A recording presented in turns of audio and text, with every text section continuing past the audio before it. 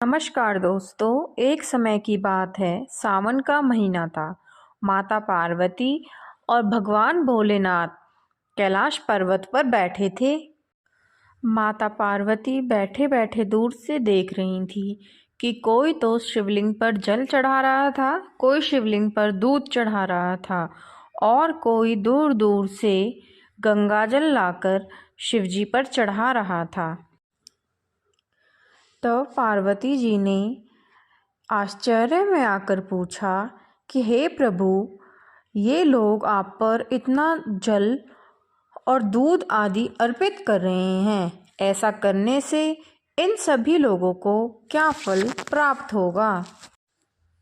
तब भगवान भोलेनाथ कहते हैं कि हे पार्वती, सावन के महीने में मुझे जल अर्पित करने वाला मनुष्य स्वर्ग को प्राप्त होगा।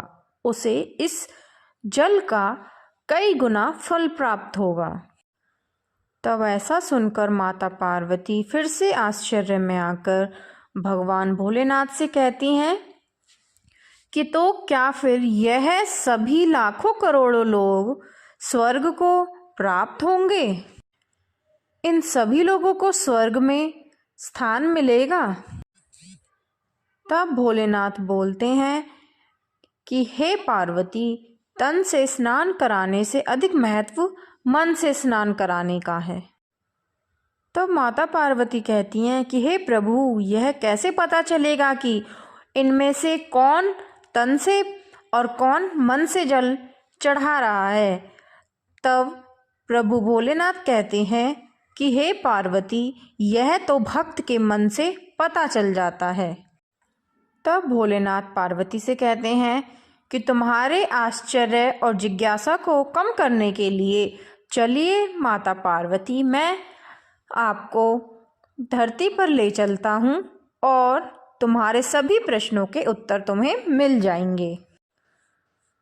पृथ्वी पर जाते ही भगवान भोलेनाथ ने एक कुरूप कोढ़ी का रूप धारण कर लिया और माता गौरी को एक सुंदर स्त्री का रूप धारण कराकर एक मंदिर के बाहर वह दोनों जने बैठ गए।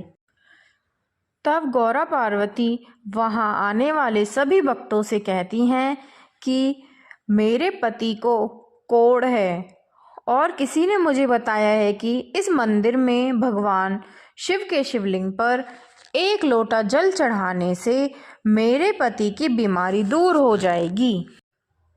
मैं अपने पति को बहुत दूर से कंधे पर बैठाकर लाई हूँ, लेकिन अब मैं बहुत थक गई हूँ। हमने कई दिनों से खाना भी नहीं खाया है। क्या तुम लोग हमारी कुछ मदद कर दोगे? अब माता जिससे भी यह कहती और जो भी व्यक्ति वहाँ से गुजरता वह कौड़ी को देखकर घिन मानकर वहाँ से भाग जाता। और वहीं कुछ लोग माता को देखकर कहते कि तुम इतनी सुंदर हो, तुम इस कौड़ी को छोड़कर हमारे साथ चलो। तब देखते ही देखते शाम हो जाती है और एक गरीब आदमी वहाँ आता है और उन दोनों को परेशान देखकर माता से कहता है कि बताइए, आप दोनों इतने दुखी क्यों हैं? हे माते, आपके दुख का कारण क्या है? तब माता पार्वती ने अपनी सारी बात उस गरीब व्यक्ति से कह दी। तब वह कहता है कि माता, मुझे मेरी माँ ने 4 रोटियां दी थीं। लो, आप पहले खाना खा लो। कलयुग में आप एक ऐसी स्त्री हैं जो इस हालात में भी अपने पति का इतना ख्याल रख रही हैं। पहले तो मैं आपको प्रणाम करता हूँ और मैं आपकी मदद करूँगा। मैं आपके पति को अपनी पीठ पर बैठाकर मंदिर के अंदर ले जाऊँगा और भोलेनाथ के शिवलिंग पर इनके द्वारा इनके हाथों से एक लोटा जल अवश्य चढ़वाऊँगा।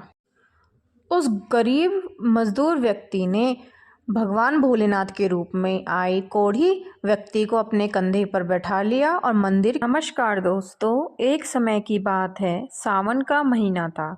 माता पार्वती और भगवान भोलेनाथ कैलाश पर्वत पर बैठे थे। माता पार्वती बैठे, तब भगवान भोलेनाथ माता गौरा से कहते हैं कि देखिए गौरा, यह ऐसा भक्त है जिसने अपने मन से हमें स्नान कराया है।